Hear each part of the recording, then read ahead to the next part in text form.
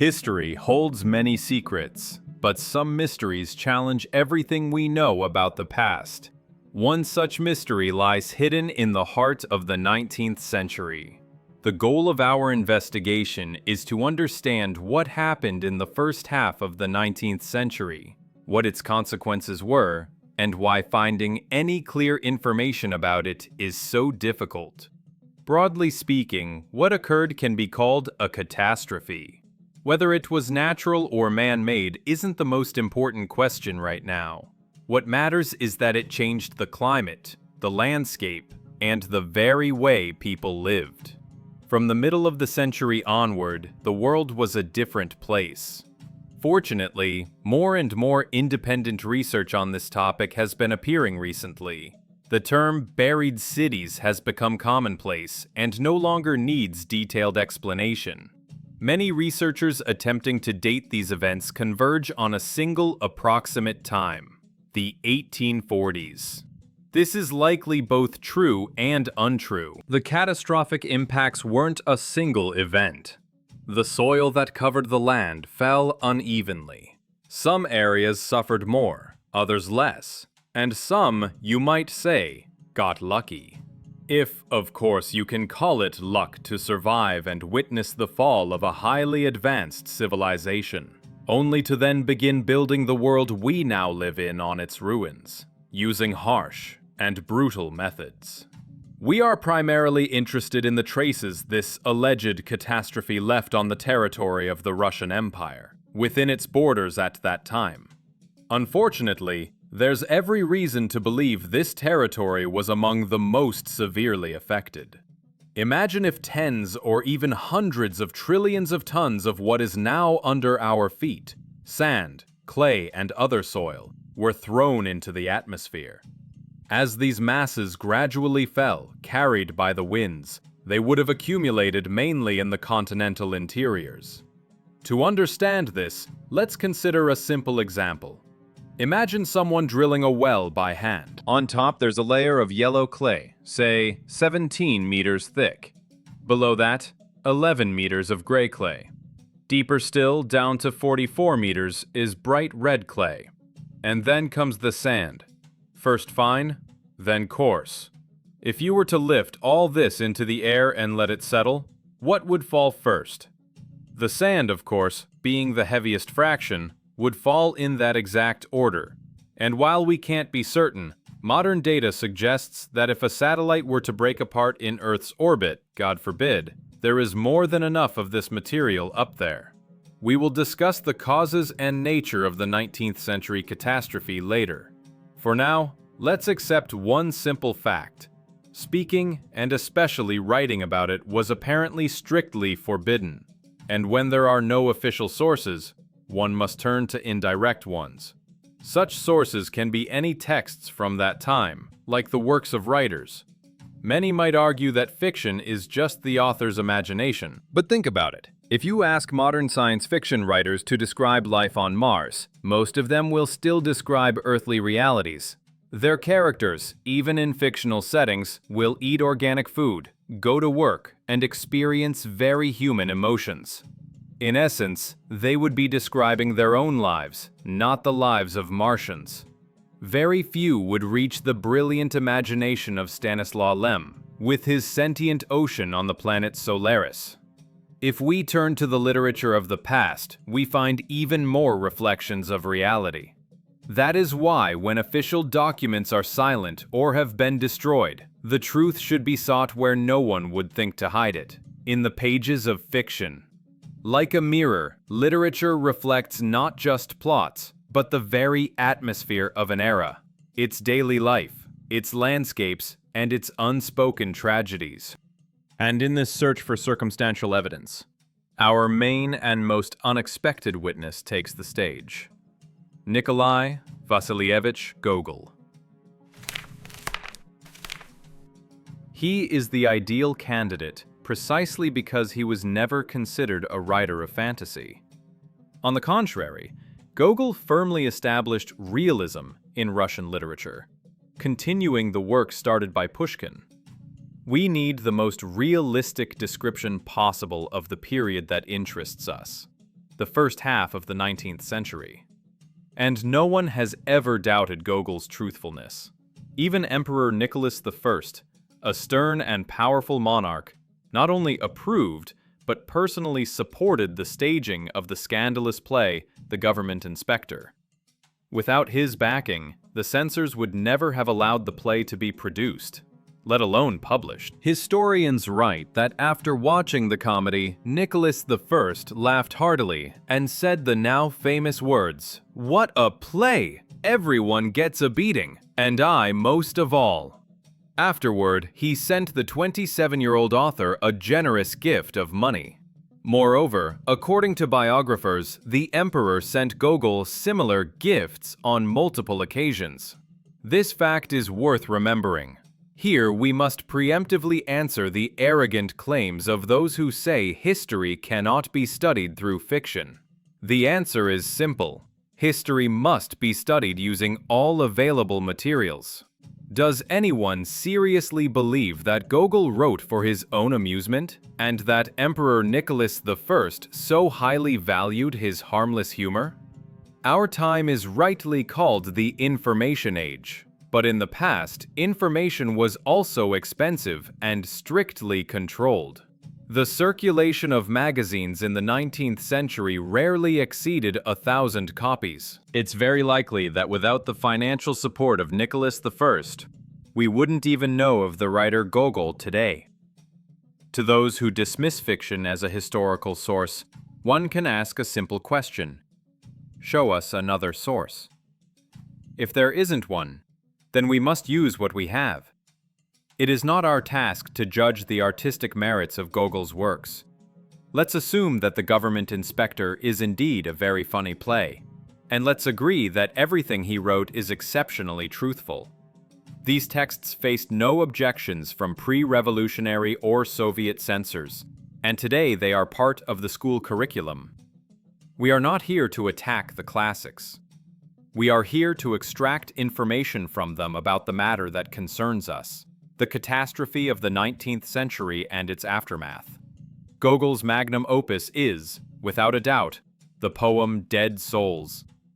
Most people are familiar with its plot from their school days, and the plot itself won't be our main focus. But it's worth recalling that the main character, Chichikov, arrives in a provincial town and starts buying up deceased serfs who are, on paper, still listed as alive.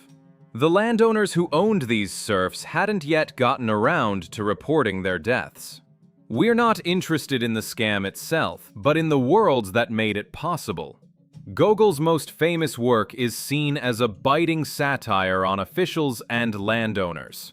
But what if we look beyond the plot, at the backdrop against which it unfolds? What terrifying truth about his era did the writer unwittingly document while creating his immortal work? It is in Dead Souls that we find the key, the main clue in our investigation. The plot, as we remember, centers on Chichikov buying up serfs who have died, but are still legally alive on paper. But what's far more interesting is why he needed these souls. Gogol reveals this at the very end of the first volume. Chichikov's plan was to acquire 1,000 souls and mortgage them to a government board of trustees for 200 rubles apiece. This would net him an enormous sum for the time, 200,000 rubles, without owning any actual property. He needed this money for resettlement, as the author calls it. This resettlement was to the Kherson and Taurida provinces, where land was being given away for free to new settlers. That's all you need to know about the plot. But behind this simple con lies a shocking reality. Let's really think about what Gogol describes. The Board of Trustees was a state institution that, among other things, gave out loans, and it was willing to pay huge sums of money to resettle people in the Kherson and Taurida provinces. Were these lands empty before? The book, remember, was written in the late 1830s and early 1840s. The Kherson province at that time included modern-day Odessa, Mykolaiv, and parts of the Dnipropetrovsk and Kirovohrad regions. The Taurida province included not only Crimea but also a large part of the northern Azov coast and the modern Kherson region south of the Dnieper River. These are gigantic, incredibly fertile territories, the jewel of the empire, its southern frontier. The total area is over 100,000 square kilometers. That's about the size of 3 Moscow or Tula regions combined. And the state was sponsoring the settlement of these lands. Not the remote Urals, not Siberia, but the entire Black Sea and Azov coasts had suddenly become empty. That's the first part of the puzzle. The second, just as important, is where did such a huge number of dead souls come from? The system was designed so that landowners should have been rushing to report deceased serfs, because every living soul on the census rolls meant paying taxes. Yet, the book describes landowners who are unbelievably stingy, people who would save an old boot sole as if it were a treasure, and suddenly, they stop reporting their population losses en masse. Why? There can be only one answer. The loss of life was so massive and so sudden that the system simply collapsed. Something happened that caused a huge number of people to vanish and entire regions to become desolate. In outlining his hero's scam, Gogol also points to the reasons for this state of affairs. Chichikov seeks out corners of the country that suffered more than others from unfortunate accidents, crop failures, and the like.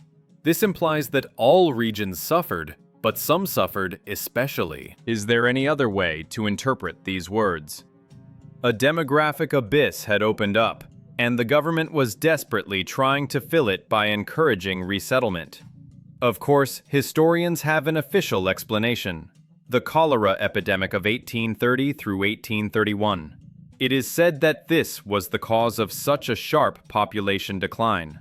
But perhaps cholera was a cover for another, far more terrible disaster that made living in these areas impossible. We can't make that claim without checking the facts. So let's see if the official version holds up to a basic numbers check. Or is it just a convenient excuse for something that was ordered to be forgotten? So the official version on the table is a cholera epidemic. It's a simple and understandable explanation that at first glance seems to answer all the questions. But in any investigation, it's precisely these simple answers that should arouse the most suspicion. Let's examine this version impartially, relying solely on the figures and facts that have survived. An epidemic did happen, and it claimed many lives. According to official records, in the Russian Empire between 1830 and 1831, there were about 466,000 recorded cases of cholera, resulting in nearly 197,000 deaths. A figure of 200,000 people seems enormous, and it was undoubtedly a terrible tragedy for thousands of families. But to understand the scale, these numbers must be compared to the empire's total population at the time, which was roughly 55 million. And here we make our first discovery. A simple calculation shows that the population loss from this dreadful disease was about 0.4%. Of course, the death rate varied by location. There were surely places where, as with one of Gogol's landowners, half a village died. But there is no evidence that territories the size of the modern Moscow region became completely deserted, to the point that emergency state-level measures were needed to resettle them. And we're not talking about some remote wilderness, but about vital trade routes and the southern ports over which the Crimean War would later be fought. But that's not even the most striking part. If we look at demographic tables, such as those found on the website of Moscow State University's History Department, we find a completely paradoxical picture. A document titled "Population of Both Sexes in the Empire" shows that during those very cholera years, the country's total population didn't decrease at all. It grew steadily. It's as if those 197,000 people never died from the disease. This makes the disappearance of the population from the vast Kherson and Taurida provinces completely inexplicable. One could argue that the table was drawn up by a student with a ruler, simply extending a straight line of growth. But even if these figures are just estimates, they completely dismantle the theory of a demographic catastrophe caused by an epidemic. Furthermore, the very precision of the numbers, counting the sick and the dead down to the last person, is astonishing. This was in an era when reliable data on the total population simply didn't exist, and censuses were irregular and highly inaccurate. Such accounting-like precision in disaster statistics suggests that these figures might have been less a reflection of reality and more a convenient, officially approved explanation for something on a much larger scale. The official story is falling apart. It doesn't explain the depopulation of entire provinces, the state program for their urgent resettlement, or the strange behavior of landowners who stopped registering the deaths of their serfs. If official history is just a facade hiding the truth, then what do the real demographic data say? Let's try to move beyond the empire's general figures and find population data specifically for the affected provinces, Kherson and Taurida, during the period in question. What we will find, or rather, what we will not find in the archives, is perhaps the most telling piece of evidence in this whole tangled affair. Having debunked the official epidemic theory, we are left with an even deeper mystery. If disease wasn't the cause of the southern provinces becoming empty, what was? The logical next step in any investigation is to find hard data. It should be simple enough to find population statistics for the Kherson and Taurida provinces from the first half of the 19th century, right? The state must have kept records of its subjects. However, this is where we encounter our biggest disappointment, and, simultaneously, our most important discovery. That information simply doesn't exist. Extensive searches in public records, encyclopedias, and reference books yield no results. For example, the famous Brockhaus and Ephron Encyclopedia provides detailed population data for the Kherson province, but only for the year 1900. For the Taurida province, the data is from 1897. But what about earlier, in the 1830s or 1840s? Silence.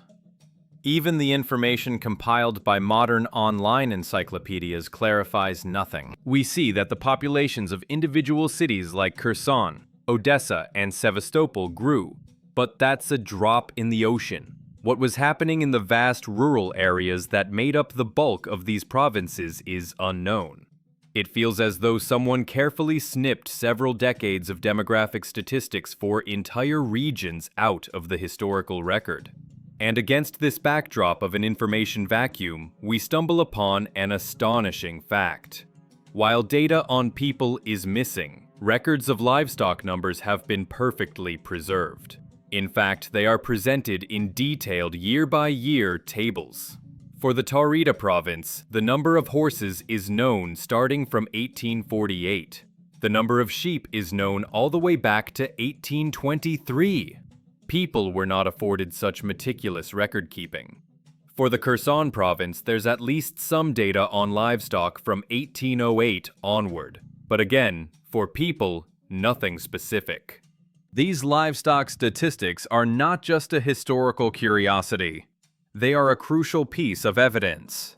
Let's see what they tell us. In the Taurida province, from 1823 to 1837, there was a massive boom in sheep farming. The number of fine-fleeced sheep increased sixfold, from 112,000 to 685,000. This is colossal growth, and it speaks volumes. First, it shows that economic activity in the region was not just surviving, but thriving. Second, and most importantly, someone had to be there to herd and count all those sheep. Huge flocks can't exist in an empty wasteland. This means people were there, and in significant numbers. So where did they go after 1837? And why did the state stop counting them as carefully as it counted sheep? A completely absurd, almost Gogol-esque picture emerges. The empire meticulously counts its sheep, horses, and other cattle down to the last head. yet it seems to have lost the data for millions of its subjects in its most strategic and fertile regions. This can't be dismissed as simple negligence or accident. It looks like a deliberate policy, a conscious effort to hide information. It's as if a black hole opened up where the people of these lands once lived, a void that was papered over in official reports with anything available, even sheep farming statistics. Such selective amnesia, such a diligent suppression of facts, could not have been the initiative of some minor official or governor. This points to a state-sponsored directive, executed at the highest level. But why? Why would the state need to erase the memory of the population of entire provinces? And what role in this grand operation to conceal the truth was played by our star witness, the writer Nikolai Gogol, who so timely and so generously received monetary gifts directly from the emperor? So, we have a mosaic of inexplicable facts. Depopulated fertile lands in the empire's south, a state program for their urgent resettlement, bizarre demographic statistics where sheep are counted more carefully than people, and an official epidemic story that falls apart under scrutiny. All these scattered pieces point to one thing. A catastrophe occurred in the first half of the 19th century, with consequences so massive that the state decided to cover them up. And at the very center of this cover-up, we once again find the figure of Nikolai Vasilyevich Gogol. Let's return to his biography. By all accounts, he came from a family of modest means. When he arrived in St. Petersburg, like many young men from the provinces, he was constantly short of money. Literary earnings at the time were highly unreliable, and magazine circulations were tiny. Yet suddenly, this impoverished young man gets the opportunity to go abroad and live there for over a decade. How did he afford it? We already know the answer. It was made possible by regular monetary gifts from Emperor Nicholas I himself. Let's ask a simple question. Did the emperor provide such patronage to every young writer who came to the capital? Of course not. Nicholas I was a pragmatic and stern ruler, not a philanthropist throwing money around for harmless humor. This implies that Gogol was doing something that was extremely important and necessary for the emperor in his capacity as head of state. And here we arrive at a hypothesis that ties all the threads of our investigation together. Gogol was fulfilling a crucial state commission. But what was this commission? Surely not just to write a satire on officials and landowners.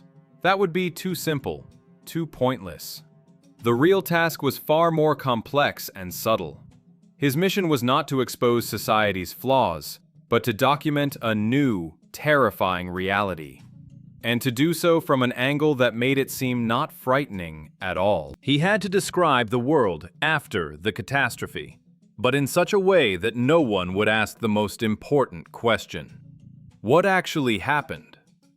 This is precisely the task that Dead Souls brilliantly accomplishes. Gogol doesn't lie. He honestly describes the horrifying aftermath. A huge number of dead souls available for purchase, and deserted lands in the most fertile provinces that the government is willing to give away for free. He documents the symptoms of the catastrophe.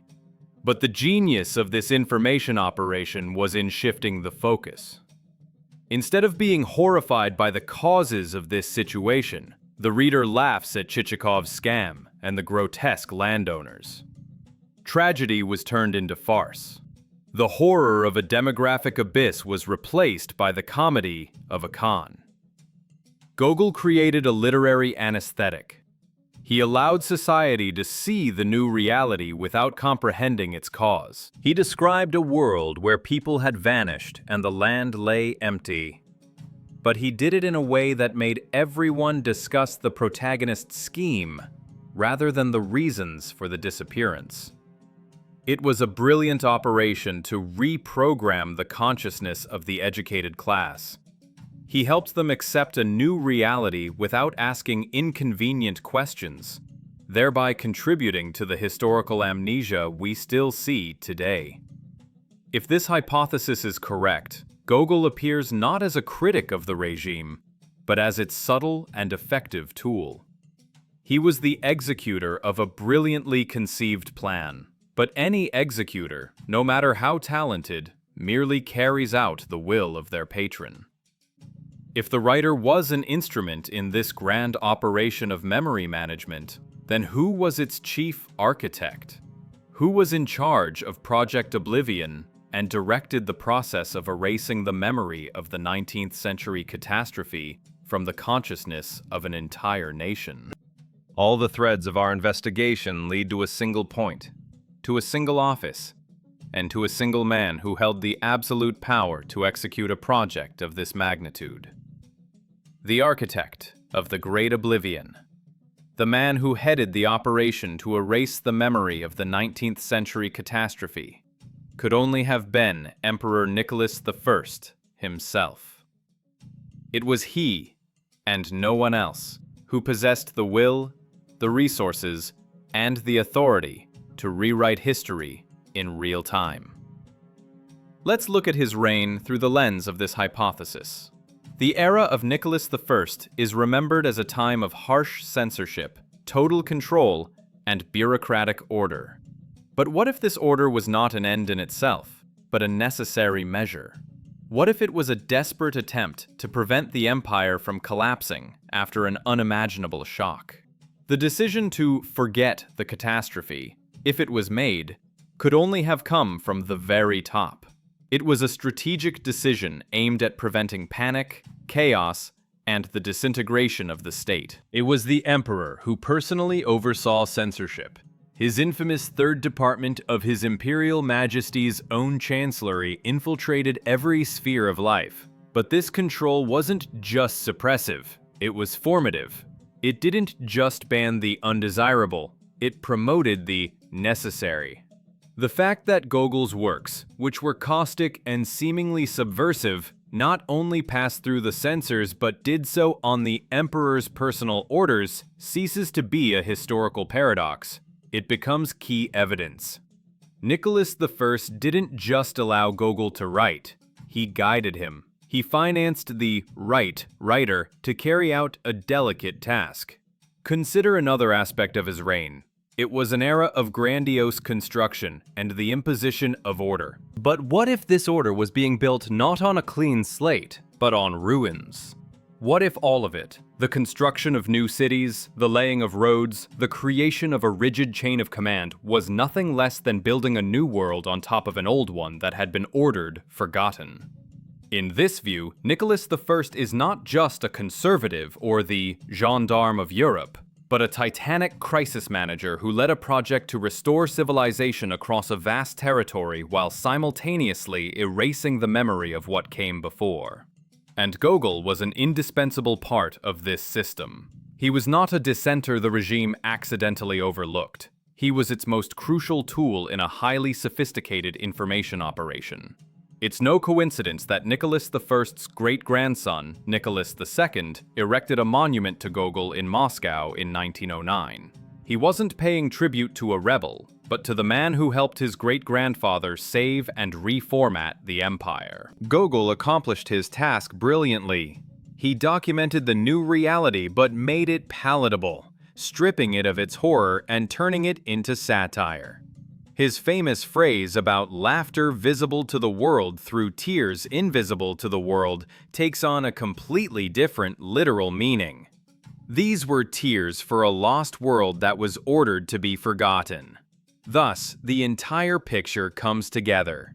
The catastrophe of the first half of the 19th century led to the depopulation of vast territories and a demographic abyss.